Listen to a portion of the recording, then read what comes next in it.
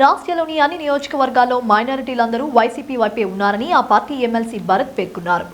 చిత్తూరు జిల్లా కుప్పం ఎమ్మెల్సీ కార్యాలయంలో ఏర్పాటు చేసిన మీడియా సమావేశంలో ఆయన మాట్లాడుతూ కుప్పం నియోజకవర్గంలోని అన్ని మండలాలకు మైనారిటీల అధ్యక్షులు ఏకగ్రీవంగా ఎన్నికయ్యారని వెల్లడించారు.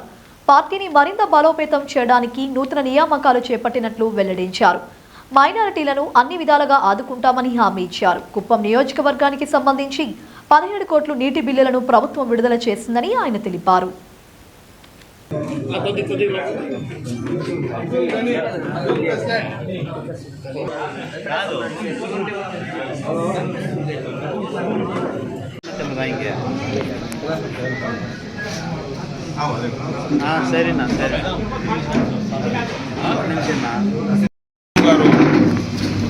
కుప్పం మండలానికి సంబంధించి ఆర్ సర్దార్ గారిని నియమించడం జరుగుతోంది. అలాగే మున్సిపాలిటీకి సంబంధించి చాంద్ బాషా గారు యువత అధ్యక్షులుగా ఉంటారు. మరి శాంతిపురానికి సంబంధించి నయాజ్ గారిని యువత అధ్యక్షులుగా నియమించడం జరుగుతోంది. అలాగే మన రామ్కుప్పం సంబంధించి అబ్దుల్ గనీ గారిని యువత అధ్యక్షులుగా మనం నియమించడం జరుగుతోంది పార్టీ తరఫున.